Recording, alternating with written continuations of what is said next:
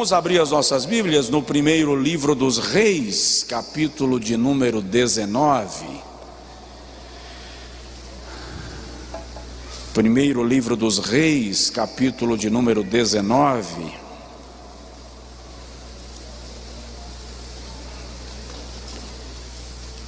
Isso, não deixe a sua Bíblia fechada.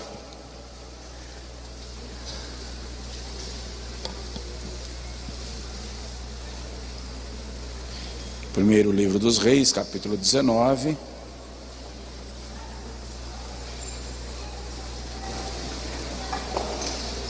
Essa igreja tem o bom hábito de, na hora da leitura, ficar de pé, e aí nem precisa pedir, alguns vão levantando assim, e vai provocando um. Então, aqueles que puderem, por favor, se coloquem de pé. Versículo 2 ao versículo de número 8.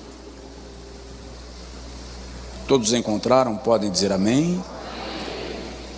Então Jezabel mandou um mensageiro a Elias a dizer-lhe: assim me façam os deuses e outro tanto, se der certo amanhã, a estas horas, não puser a tua vida como a de um deles. O que vendo ele, se levantou e, para escapar com vida, se foi. E chegando a Berseba, que é de Judá, deixou ali o seu moço, o seu servo. Ele, porém, foi ao deserto, caminho de um dia, e foi sentar-se debaixo de um zimbro, e pediu para si a morte, e disse: já basta, ó Senhor, toma agora a minha vida, pois não sou melhor do que meus pais. E deitou-se e dormiu debaixo do zimbro. E eis que um anjo o tocou e lhe disse: levanta-te, come. E olhou, e eis que à sua cabeceira estava um pão cozido sobre as brasas e uma botija de água. E comeu e bebeu e tornou a deitar-se. E o anjo do Senhor tornou segunda vez e o tocou e disse: levanta-te e come, porque te será muito longo o caminho. Levantou-se, pois, e comeu e bebeu, e com a força daquela comida caminhou 40 dias e 40 noites até Horebe, o monte de Deus. Versículo 9: e ali entrou numa caverna e passou ali a noite. E eis que a palavra do Senhor veio a ele e lhe disse: que fazes aqui, Elias?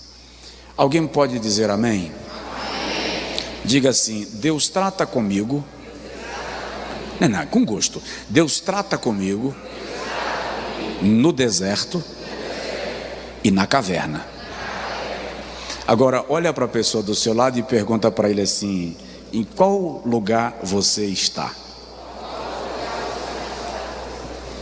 Senta um pouquinho. Nós estamos na campanha dos 12 cestos, falando sobre suplantando as crises da vida. Esta é a 5ª semana e nós vamos clamar acerca do mês de maio. Daqui a pouco a diaconia vai lhe entregar um papelzinho para você fazer o seu pedido de oração e a gente clamar juntos no final do culto. E eu, na primeira semana, falei com os irmãos sobre as lições que uma crise pode nos trazer, e eu disse e vou reafirmar: a crise também é pedagógica. Na segunda semana eu falei sobre crises na vida de Agar, serva de Sarai, mostrando para os irmãos que Agar vivenciou crise de rejeição, risco de perda do filho e outras crises que ela vivenciou, que estão descritas na mensagem. Na terceira semana eu falei sobre uma crise na casa de Jó.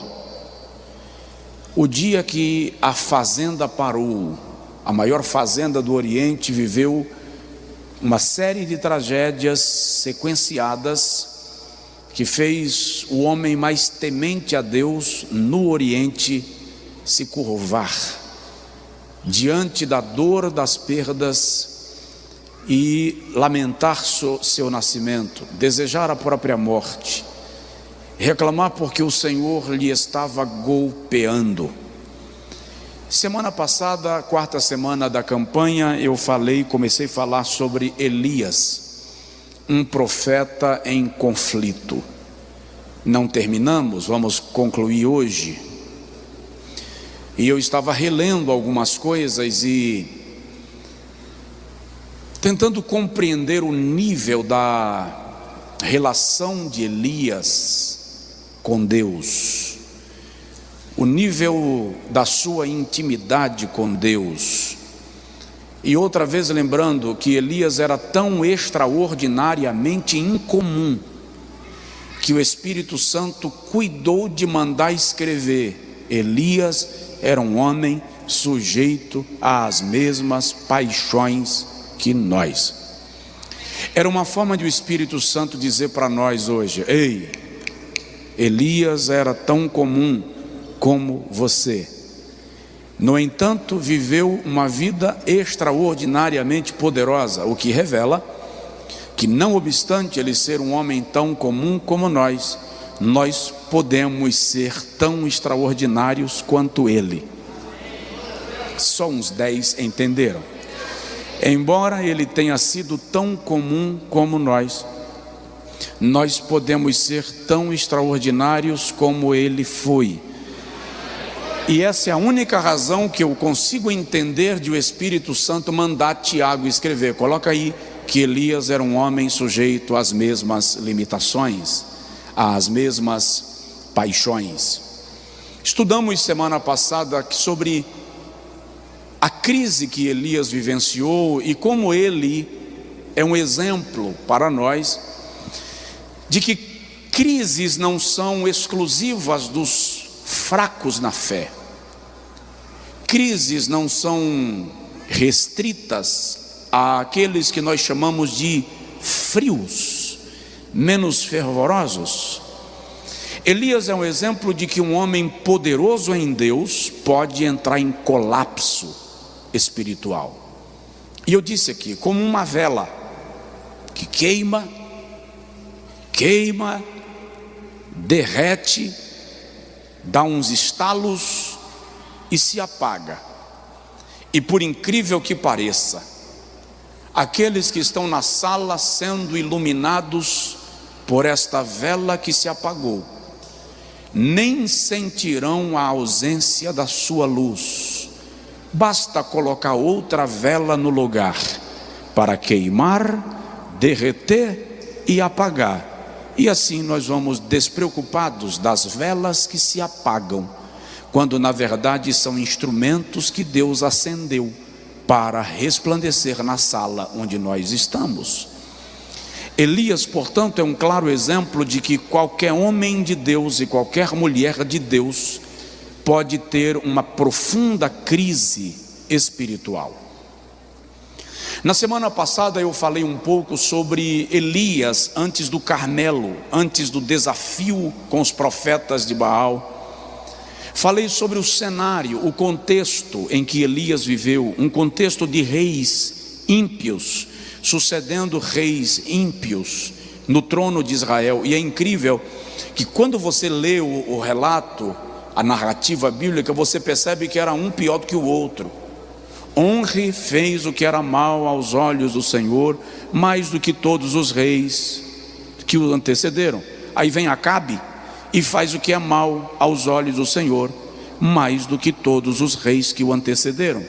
Ou seja, cada um vai quebrando recorde de maldade, de malignidade e de idolatria. Elias viveu numa época em que Israel estava tomado pela idolatria. Era um período de crise, era um período de perseguição aos profetas de Deus. Já falei tudo isso aqui na semana passada. A mensagem está disponível. Era um período de inversão de valores, era um período de abuso de poder, porque Acabe não aceitava não como resposta. Se alguém descontentasse o casal cão, Acabe e Jezabel, seria definitivamente morto, porque Acabe e Jezabel se apropriava daquilo que desejavam a qualquer custo, a qualquer preço, mesmo que fosse necessário derramar sangue inocente. É o que o texto nos revela. Quando Elias surge no cenário, os profetas do Senhor Jeová haviam sido mortos. Pelo menos na cabeça de Elias não havia nenhum profeta sobrevivente. Ele escapara porque estava lá nas montanhas de Gileade e não representava ameaça para Jezabel. Eu disse aos irmãos aqui que a oração de Elias já basta ao Senhor, porque eu não sou melhor do que os meus pais. Dá-se a compreender que os pais de Elias também eram profetas e podem ter sido mortos por ordem de Jezabel. E agora Elias está dizendo: se meus pais morreram, para quê eu permanecer vivo? E ele chega, e o primeiro ato profético de Elias é: não haverá chuva sobre a terra segundo a minha palavra. Depois, o segundo ato de Elias é o desafio profético. Ele leva 400 profetas de Baal, já falamos isso, estou só renovando a memória para você compreender a sequência dos fatos. Ele leva 400 profetas de Baal e 450 profetisas de Aserá para o Monte Carmelo, para um desafio. Aquele Deus, ou o Deus que responder com fogo o clamor dos seus profetas, deve ser aclamado Deus em Israel. Nós vimos como o Senhor responde a Elias, e é extraordinário, porque Elias não precisa fazer uma oração extraordinária. Ele só diz assim: mostra para este povo que tu és Deus em Israel e que eu sou teu servo. E o fogo desce do céu, e o povo brada e canta e celebra, porque só Jeová é Deus. Na verdade, irmãos, Elias se torna o instrumento do maior avivamento de Israel depois do Êxodo. O primeiro grande avivamento é o promovido por Moisés, quando Israel nem era Israel ainda, eles eram os hebreus. Então Elias é o promotor do maior avivamento da história da nação. Como a lei mosaica manda punir os idólatras e aqueles que sacrificavam seres humanos no altar com a morte, Elias então autoriza o sacrifício dos profetas de Baal. Até aí tudo perfeito. Eu disse aqui, muito poder, muita autoridade, muita unção, muitas ovações, culto extraordinário, altar. O Monte Carmelo estava lotado de israelitas celebrando a Deus. Quando termina este mover espiritual extraordinário, o texto diz duas coisas interessantes. A primeira: Acabe foi para casa comer, Elias foi para o monte orar. A diferença entre um homem de Deus e um homem carnal é esta: depois de uma grande conquista, Acabe vai para casa comer, Elias vai para o monte orar. Elias, diz o texto, ora com a cabeça entre os joelhos, entre as pernas. Na verdade, os estudiosos dizem que aquela é a posição que as mulheres hebreias davam à luz aos seus filhos. Então Elias está numa posição de parto.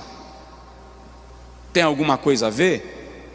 Tem milagre que é um nascimento, há milagres que é um parto. Dói para que ele aconteça. Há milagres que só acontecem porque alguém decidiu sofrer para que ele viesse à tona.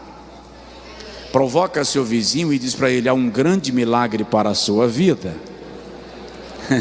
Repete: há um grande milagre para a sua vida. Mas você pode precisar se colocar na posição de um parto, de dar à luz, de sofrer por ele, mas o milagre vai acontecer. E enquanto Elias ora, tem aquele grande episódio que nós já conhecemos. Veja que Elias ainda está cheio de poder. Ele está orando agora para que chova sobre a terra. Os profetas de Baal foram mortos, tá? Elias vai orar.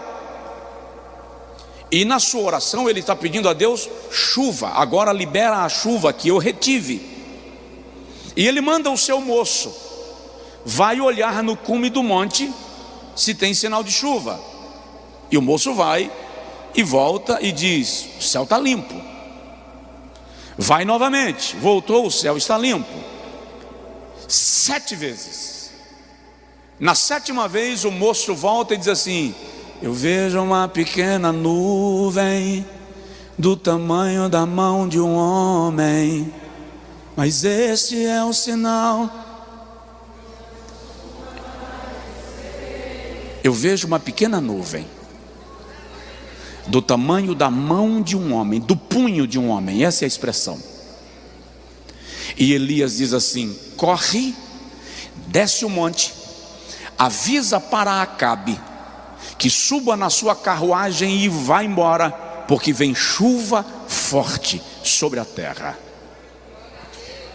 O moço desceu e disse: o profeta mandou dizer para você ir embora, vai para o teu palácio em Jezreel, que lá vem chuva. E Acabe sobe na carruagem e corre para Jezreel. Presta atenção, até aqui muito milagre, muito poder, muita autoridade, muita unção. Acabe saiu na frente, está numa carruagem, ele já está na parte de baixo do monte. Elias está lá em cima a pé, e Elias correndo, diz a Bíblia, alcança a carruagem de Acabe e passa por ele. Você está me entendendo ou não? Você está me entendendo ou não?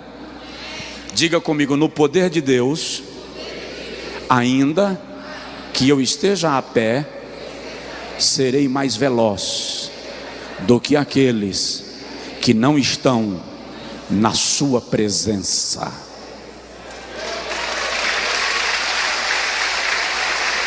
Aleluia! Até aqui está tudo muito lindo, só que o texto diz um segundo ato. Elias vai orar, Acabe vai comer. E todas as pessoas que vivenciaram, que visualizaram o grande milagre do fogo que desceu do céu, diz o texto, cada um foi para a sua casa, cada um foi pelo seu caminho, cada um foi embora, cuidar da sua vida. O profeta do avivamento ficou só. De repente chega uma mensagem da megera, Jezabel. E na mensagem ela diz a Elias: os deuses, ela está se referindo a Baal e a Zerá, os deuses me façam o dobro se amanhã, a esta hora, eu não tiver feito contigo o que você fez com os meus profetas. Em outras palavras, eu vou matar você. E por incrível que pareça, Deus não manda Elias ficar. Então Elias é tomado de um desânimo, de uma crise. Eu disse aqui, ele é tomado de frustração, medo, desânimo, um excesso de cansaço. Abate o coração do profeta, sensação de fracasso vem sobre ele. A impressão que a gente tem é que Elias nutriu a esperança de que Israel se converteria com aquele avivamento. Quem sabe até Jezabel se renderia diante de Jeová. Mas agora ele está só e entra numa crise. E a crise não é simples, a crise não é pequena. Ele é tomado, eu disse aqui, de desejo de morte. Não quero mais ficar vivo. O esgotamento emocional e espiritual se abate sobre o profeta. Presta atenção. Ele acabara de enfrentar 850 profetas de Baal e de Aserá, mas agora ele está correndo de Jezabel. Porque quando você entra em crise, o mal é potencializado. Jezabel representa mais ameaça para Elias do que 850 profetas. E o texto diz, onde lemos, que ele seguiu para Berseba, na terra de Judá, 100 e alguns quilômetros.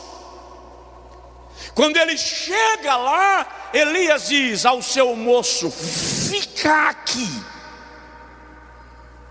e eu vou seguir. Tem um outro episódio aqui que daria uma outra mensagem, claro que não é para agora, mas pega, se você pegar, segura. Esse moço ficou em Berseba. Diga comigo, esse moço ficou em Berseba. Mas tem outro moço que não ficou onde Elias mandou. Esse moço some das páginas sagradas.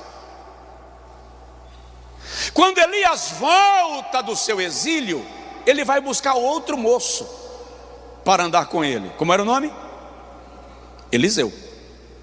E um dia Elias disse a Eliseu: fica aqui, porque me convém ir a Betel. Eliseu disse: vive o Senhor e vive a tua alma, que eu não te deixarei. E Eliseu foi com Elias. Chega lá na frente, Elias diz assim: fica aqui, porque o Senhor me manda ir a Gilgal. Fica aqui. Eliseu disse: vive o Senhor, vive a tua alma, mas eu não te deixarei. E foi com Elias. Terceira vez, Elias olha para Eliseu e diz: fica aqui, porque o Senhor me manda ir até o Jordão. E Eliseu diz: vive o Senhor e vive a tua alma, mas eu não te deixarei, e a minha alma não se apartará de ti. De Gilgal ao Jordão, Elias diz: já que você não vai me deixar, já que você não vai me largar, me diz o que você quer receber. O que tu queres? Eliseu olha para Elias e diz assim: eu quero porção dobrada do Espírito que está em ti. Isso aqui é extraordinário. Isso aqui é extraordinário. Porque Elias diz assim: te será dado se tu vires quando eu for tomado de ti. Aquele moço que ficou, desapareceu. Aquele moço que persistiu, se tornou sucessor. Pega, guarda no coração e celebra. Recebeu? Vamos embora. Elias deixa o seu moço em Berseba e segue para o deserto. Mas o seu estado de conflito e crise é tão grande. Versículo de número 4. Ele foi ao deserto, caminhou cerca de um dia e sentou-se debaixo de um zimbro, uma árvore quase sem folhagens. E quando ele se assenta debaixo da árvore, ele diz: já basta, ó Deus, toma agora a minha vida, porque se meus pais morreram, também eu quero morrer. Não sou melhor do que eles. Aqui começa o tratamento. Eu disse aqui semana passada que Elias desejou a morte. Não diz que ele desejou se matar. Desejar morrer é diferente de desejar se matar. Primeiro passo do tratamento, versículo de número 5. Diz o texto: e deitou-se e dormiu. Deus permitiu Elias dormir. Presta atenção. Nas crises que você atravessa, muitas vezes lá vai o pastor, não me chame de incrédulo, não diga que eu desviei, por favor. Às vezes a solução de Deus imediata para você não está em orar, não está em jejuar, está em descansar, dormir. Por quê? Porque jejuar esgotado te adoece. Passar a noite acordado em vigília, quando você já está estafado, esgotado, arrebentado, não ajuda, só aumenta o teu enfraquecimento físico. Presta atenção. O poder de Deus na tua vida, o poder que Deus vai liberar sobre a tua vida, requer também que você cuide da sua estrutura física. Por isso Elias dorme e Deus não o censura. Aqui não é o sono da preguiça, porque o sono do preguiçoso é diferente. O sono do preguiçoso é folgado. Um preguiçoso não dorme debaixo de um zimbro. Preguiçoso precisa pelo menos de sombra, água fresca, porque ele é folgado. O sono aqui é de angústia, de cansaço, de esgotamento. Você lembra? Eu vejo sempre os pregadores censurando os apóstolos que dormiram enquanto Jesus estava no Getsemani. Lucas era médico e Lucas é o único que faz essa observação. Lucas diz assim: eles dormiram de angústia. A pressão espiritual era tão grande que eles dormiram de angústia. Elias dormiu e Deus lhe permitiu dormir. Então presta atenção. O teu sono é um poderoso instrumento de fortalecimento para a batalha que você está enfrentando. Para de caminhar na casa a noite inteira para lá e para cá. Busca o sono. Relaxa. A tua ansiedade te acorda, a tua aflição te acorda, a tua antecipação do amanhã te tira o sono. Literalmente, o pastor dessa igreja hoje à noite está dizendo a você, em nome de Jesus: deita e dorme. Se esconde uns dias para dormir. Mas pastor, seu organismo é abastecido pelo sono, sua capacidade de memória é melhorada pelo sono, seu corpo produz enzimas, elementos importantíssimos para a sua própria saúde enquanto você dorme. Mas a Bíblia diz que de madrugada a fila é menor, só se for na Bíblia que você comprou na barraquinha de coentro, porque a Bíblia Sagrada não diz que Deus faz fila na porta do céu para você orar. Qualquer hora que você buscá-lo, Ele está pronto a te ouvir. A palavra de Deus hoje à noite é: descansa, descansa, descansa.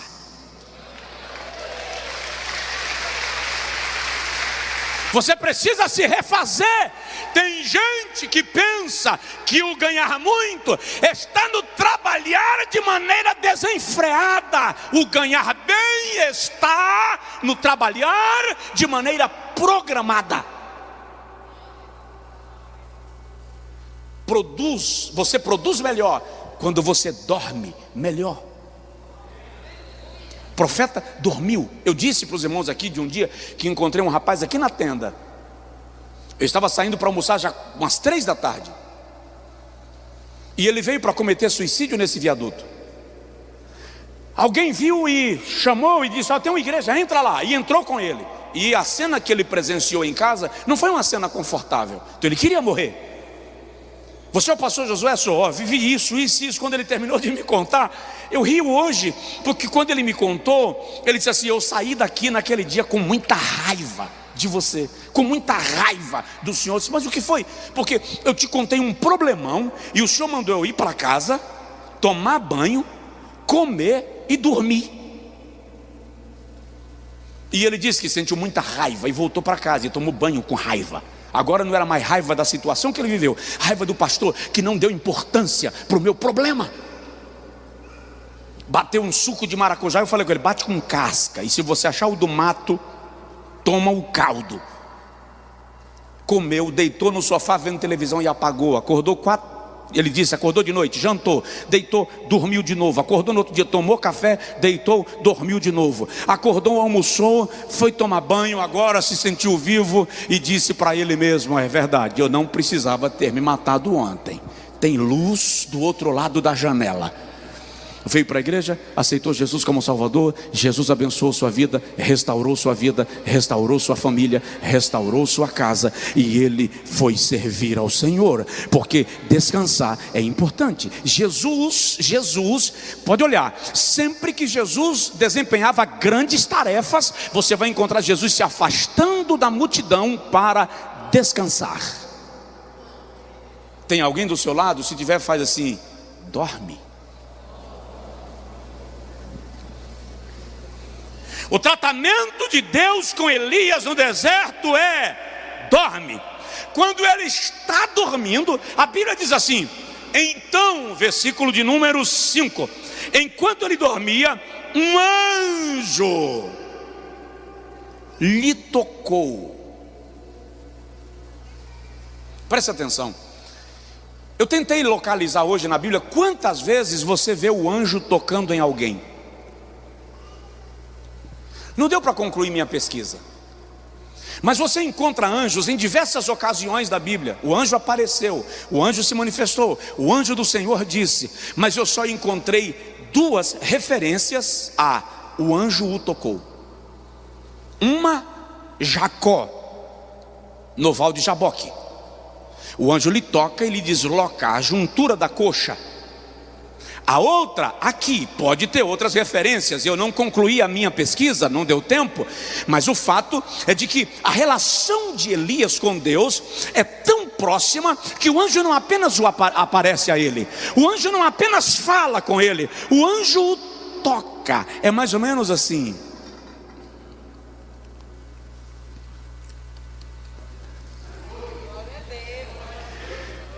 Elias,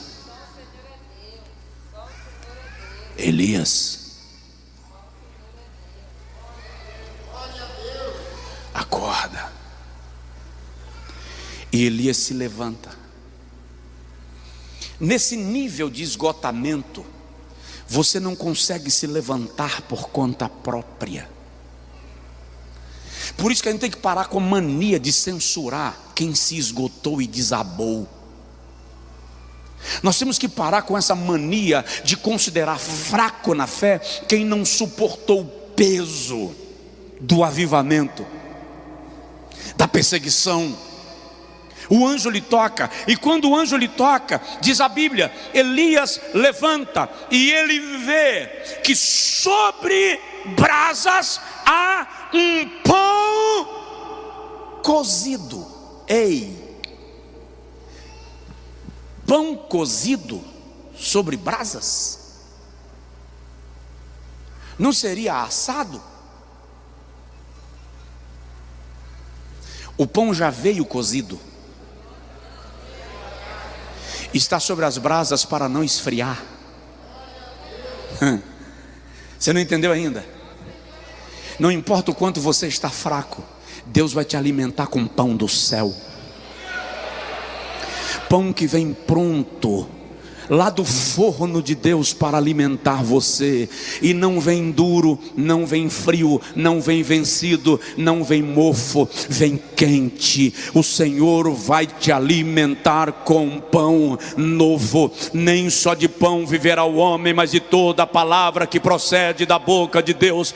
Cada vez que Deus fala contigo, Ele está te dando pão. Cada vez que o Senhor ministra na tua alma, Ele está te dando pão. Deus está alimentando você para a viagem.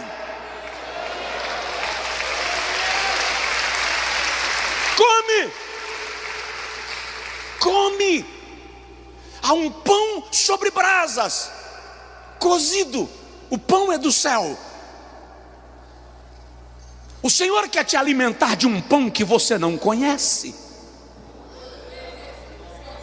O Senhor quer trazer sobre a tua vida e para a tua vida uma revelação que você não percebeu. Há coisas na palavra de Deus, há revelações na palavra de Deus que não estão explícitas. É preciso o Senhor te trazer pão cozido. É esse pão que te fortalece.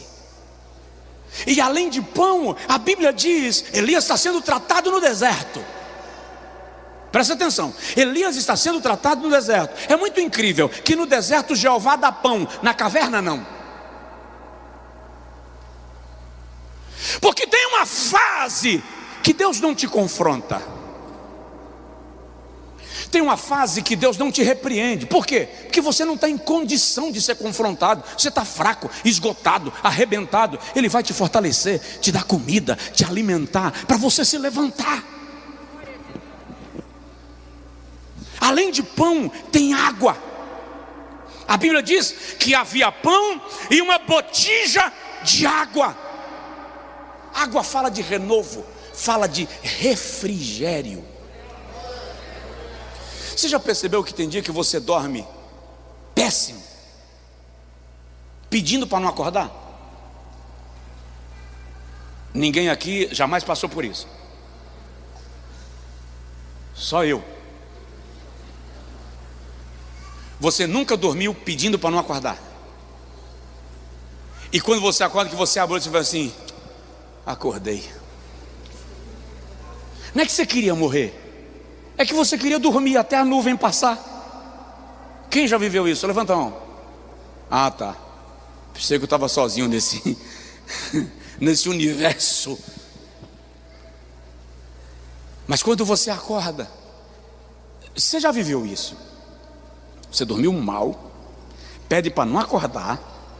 Você acorda e diz assim: acordei. Seja o que Deus quiser. O que é isso? Por que isso acontece? Isso já aconteceu com alguém aqui? Você já viveu isso? De vez em quando você está trabalhando e você até se ouve cantando. Sabe o que é isso? Água. Água. Botija de água. É o Senhor te dando refrigério. É o Senhor saciando a tua sede. É o Espírito Santo ministrando sobre você. Diz o texto: comeu e bebeu, comeu e bebeu, comeu e bebeu. Segredo: dorme, come e bebe. O Senhor está te fortalecendo.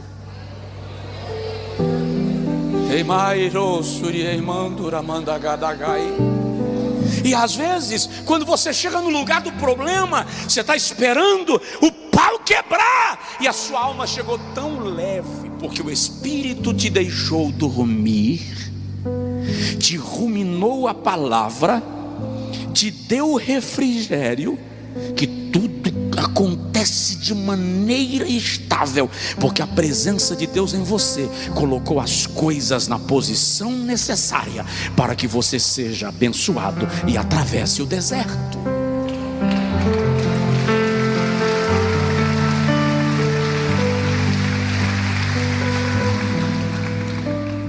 Mas sabe o que é incrível?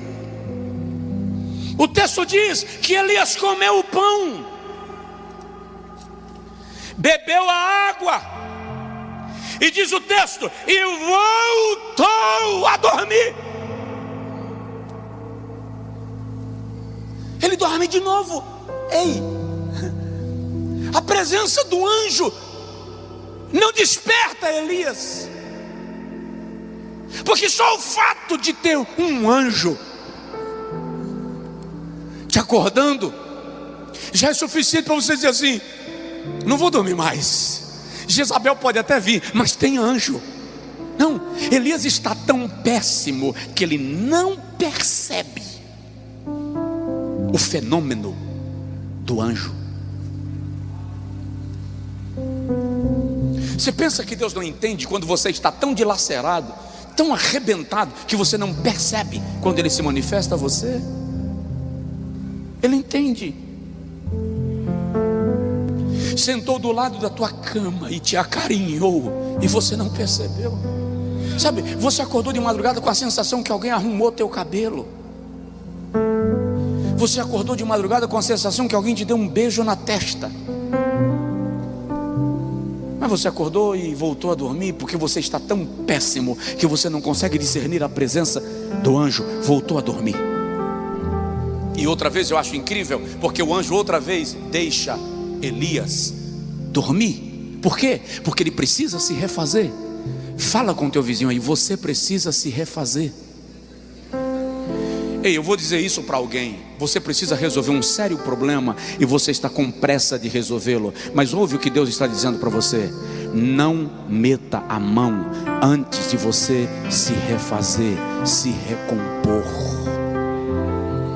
Recomponha as suas energias. Esteja bem para lidar com isso.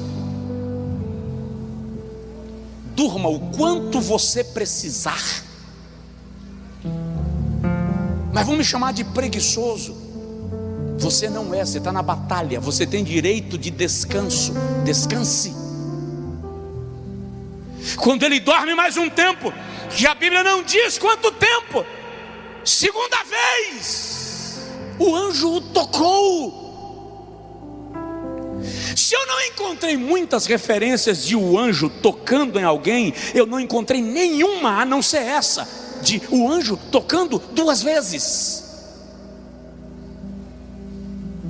Elias, levanta,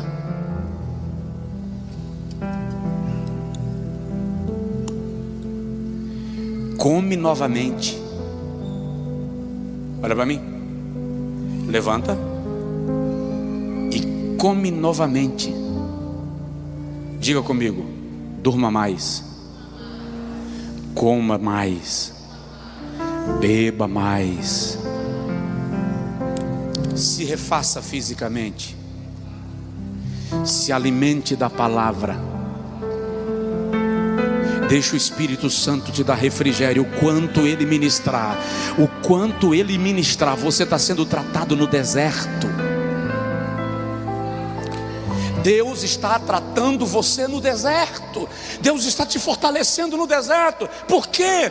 Levanta e come novamente, porque dessa vez você não vai voltar a dormir, porque longo te será o caminho.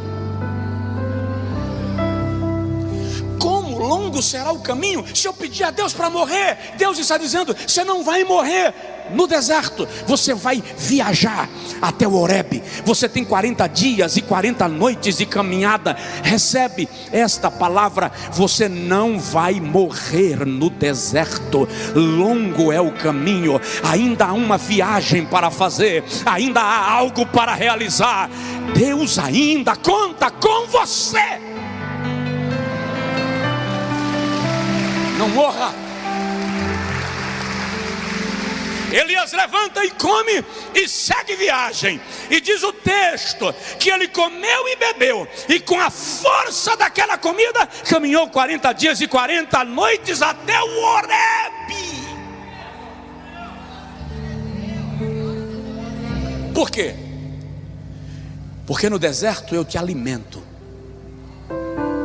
no monte eu te trato. E quando ele chega lá, ele entra numa caverna. Aqui eu concluo. No monte, Elias vive uma explosão ministerial. A maior experiência do ministério de Elias não foi no Carmelo com os profetas de Baal. O Senhor está dizendo a Elias: agora nós vamos ter uma conversa, porque eu quero que você saiba que não para aqui. Há uma virada de Deus na vida do profeta. De que maneira? Versículo 11 ao versículo 13. Vamos ler, 11 a 13. E Deus disse: sai para fora, põe-te nesse monte perante o Senhor. E eis que passava o Senhor, como também um grande e forte vento, que fendia os montes e quebrava as penhas diante do Senhor. Porém o Senhor não estava no vento.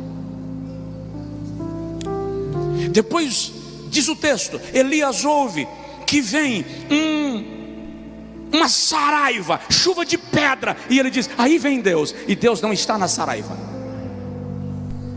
Depois vem colunas de fogo queimando, e Elias diz: lá vem Deus. E Deus não está na coluna de fogo. Presta atenção, Deus está dando a Elias uma nova experiência. Diga comigo: nova experiência.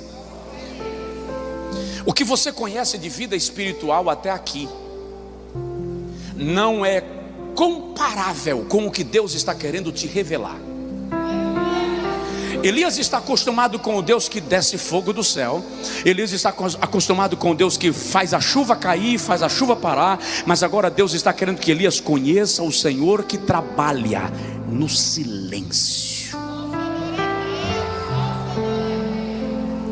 Ele está na caverna intocado, e uma voz brada diz: sai para fora. E quando Elias sai, lá vem um vento violento, e Elias espera a Deus, e o texto diz assim: Deus não estava no vento. Diga comigo: vento é poder, mas não é presença. Deus não estava no vento. Daí a pouco vem chuva de granizo, pedra caindo do céu, e Elias para ouvir Deus na chuva de granizo, e diz assim: mas Deus não estava na saraiva.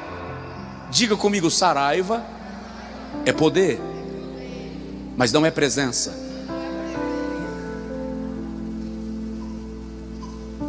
Depois da saraiva, o texto diz que vem fogo. O fogo se manifesta. E Elias está acostumado ao Deus que responde com fogo. Elias está acostumado com o Deus que se manifesta no fogo, mas Deus não estava no fogo. Por quê? Porque Deus não vai fazer na sua vida aquilo que você já está acostumado a experimentar. Estende assim a mão. Uma coisa nova de Deus está vindo sobre a tua vida.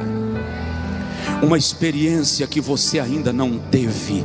E esta experiência é que vai provocar uma explosão de avivamento em você. Algo novo.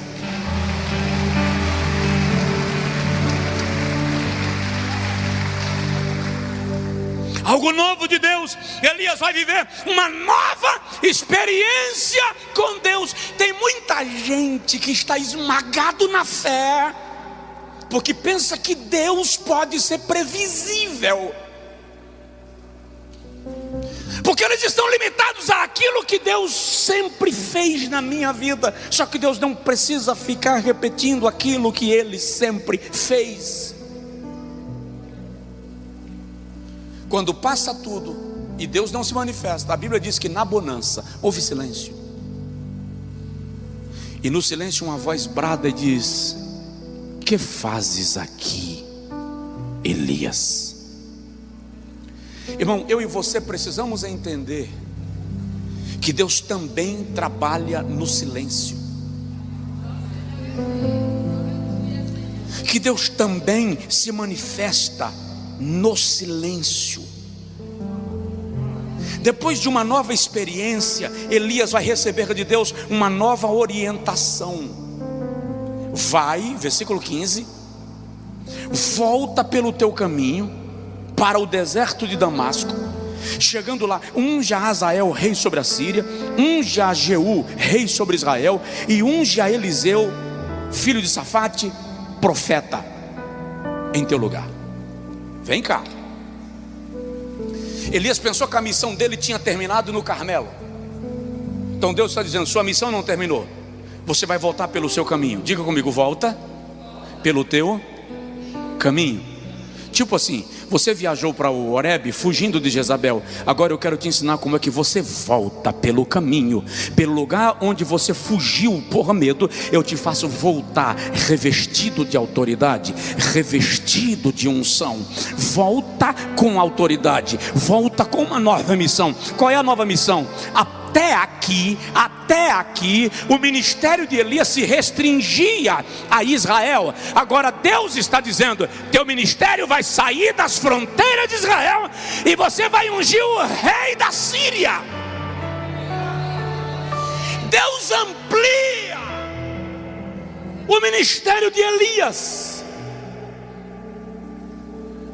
Uma nova temporada, uma nova dimensão, uma nova expectativa, uma nova missão. Vai e unge. Agora Elias não apenas profetiza, agora ele tem autoridade sacerdotal. Elias, você vai sair da caverna não apenas profeta, você vai sair sacerdote. Eu estou te capacitando para ungir. Quem ungiam os reis e os profetas eram os sacerdotes. Então você sai para ungir 2 reis e um profeta. E qual é a função do profeta? O profeta vai ser teu sucessor. Então há esperança. Se eu já tenho sucessor, significa que Deus está de algum modo ouvindo minha oração. E o Senhor diz a Elias: você não ficou só. Eu reservei 7.000 joelhos que não se dobraram diante de Baal. Você pensa que está só, mas tem gente orando nas cavernas por você e você não sabe. Deus sopra teu nome no coração de alguém orando do outro lado da serra, e essa pessoa começa a clamar por você sem saber quem você é. Você não está só. Ei, quem entra em batalhas espirituais, quem entra nas guerras de Deus, não luta sozinho. Você está desmaiado no deserto, você está pedindo para morrer, você não tem condição de orar, você nem percebe mais a presença do anjo. Aí Deus começa a levantar gente ao redor do mundo para orar por você.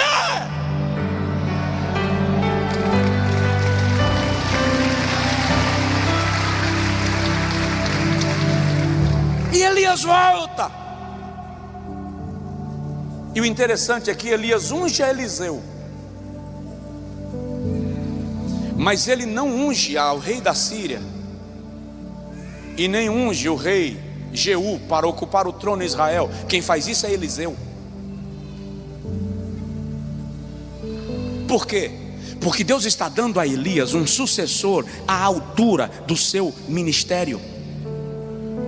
Vou repetir: Deus está dando a Eliseu um sucessor à altura do seu ministério. Versículo 16, o Senhor manda ele ungir a Eliseu, profeta, em seu lugar. E no versículo 19 a 21 diz assim: partiu pois Elias dali e achou a Eliseu filho de Safate, que andava lavrando com 12 juntas de bois adiante dele, e ele estava na 12ª, e Elias passou por ele e lançou sobre ele a sua capa. Então ele deixou os bois e correu após Elias e disse: deixa-me beijar a meu pai e a minha mãe, então eu te seguirei. E ele lhe disse: vai e volta, pois que te fiz eu? Voltou pois de o seguir, e tomou a junta de bois e matou, e com os aparelhos dos bois cozeu as carnes e as deu ao povo, e comeram. Então se levantou e seguiu a Elias e o servia. Seguiu a Elias e o servia. Antes de Eliseu virar profeta, ele se comportou como serviçal, se comportou como servo.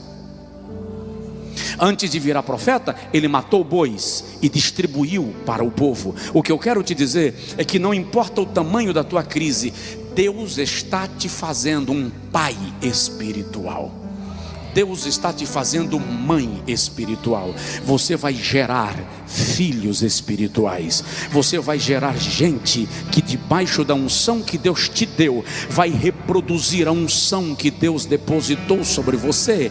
Deus vai te capacitar para treinar pessoas, para dar habilidade a pessoas que darão sequência, e presta atenção, e alguns que passaram por debaixo da tua orientação, irão onde você não foi. Por quê? Porque Deus não te levou à caverna para te aposentar.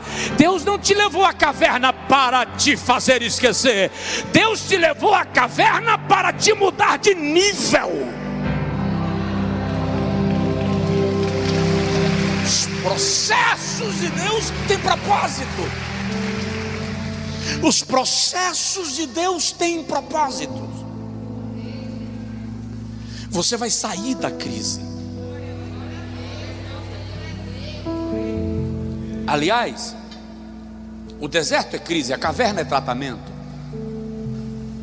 E é possível que você esteja na caverna. Tem gente me acompanhando agora online que está na caverna. Não tem ânimo mais para ir para um culto, não tenho vontade mais de congregar. E olha só, pastor, eu vim hoje por muita insistência, me esforcei muito,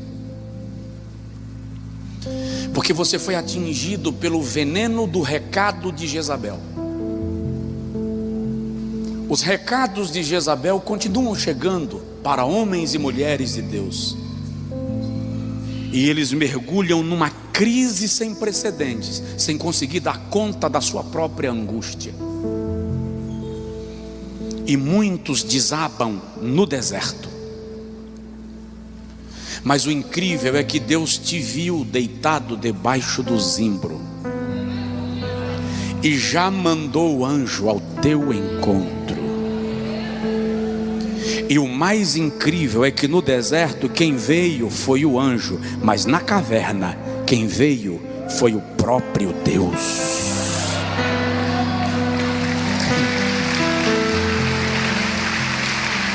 Fica de pé, por favor, quem puder. Não se entregue no deserto. Deus está te alimentando, e Ele vai tirar você desta crise e deste conflito. Eu quero que venha à frente, não todo mundo.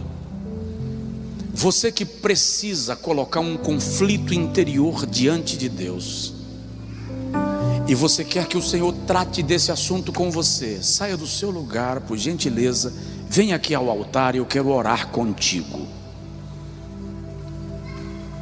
Pode vir.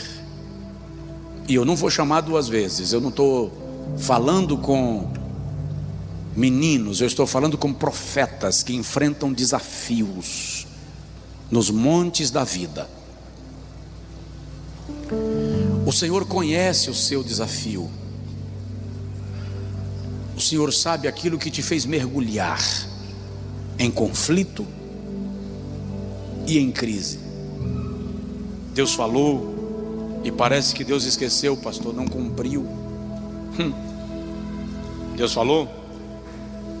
Relaxa, Ele não esquece do que disse, mas Ele tem um tempo determinado para fazer tudo aquilo que Ele já disse que iria fazer.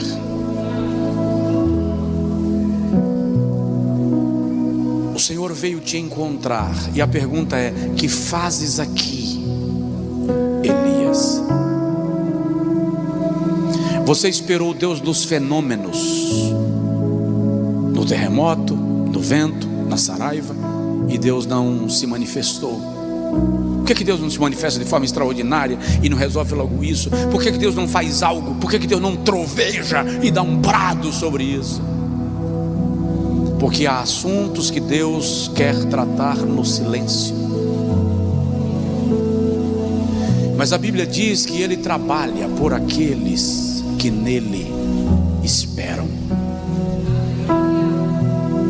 E Deus está trabalhando por você. De hoje em diante, Coma o pão.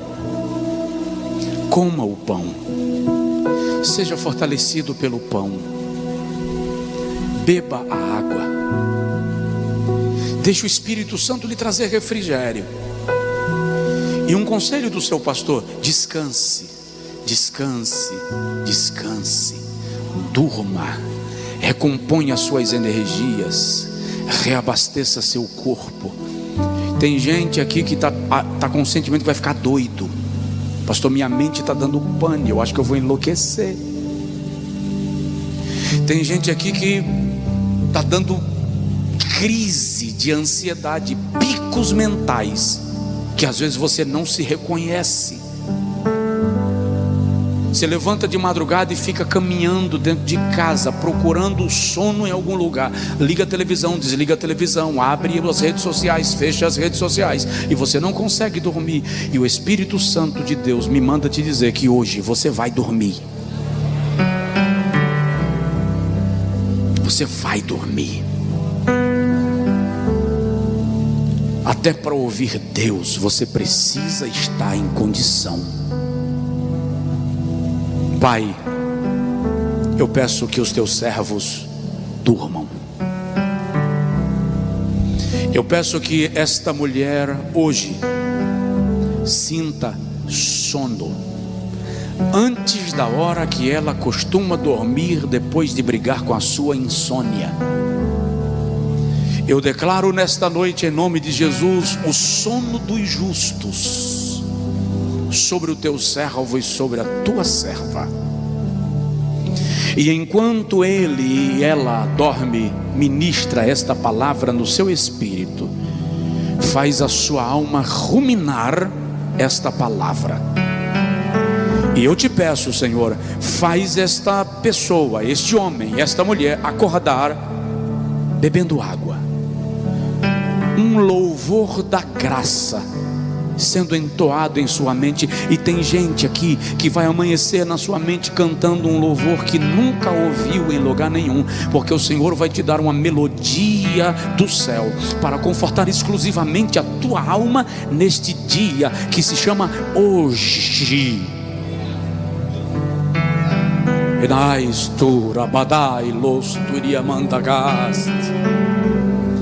Jeová, tu conheces o conflito do teu servo e da tua serva. De onde quer que tenha vindo a mensagem de Jezabel, que envenenou a alma do teu filho, a alma da tua filha, nós agora, na autoridade do nome de Jesus, repreendemos, desautorizamos e declaramos: Senhor, invade o coração do teu filho e da tua filha com paz. Traz paz. Faz o teu filho e a tua filha descansar na tua paz. Tira o conflito, esclarece, dá direção.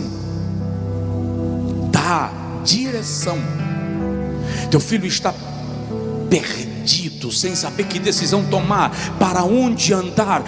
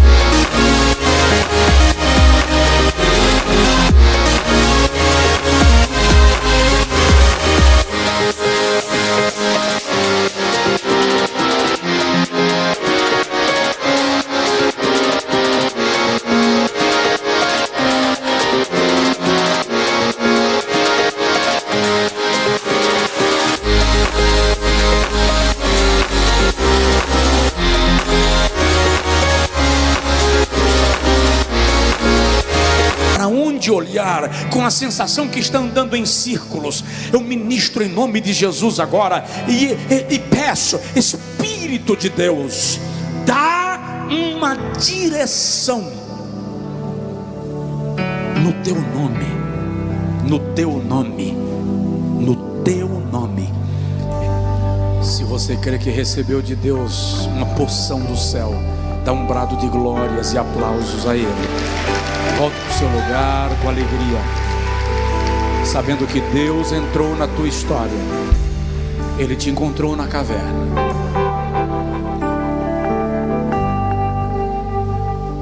Você vai sair da crise. Aleluia.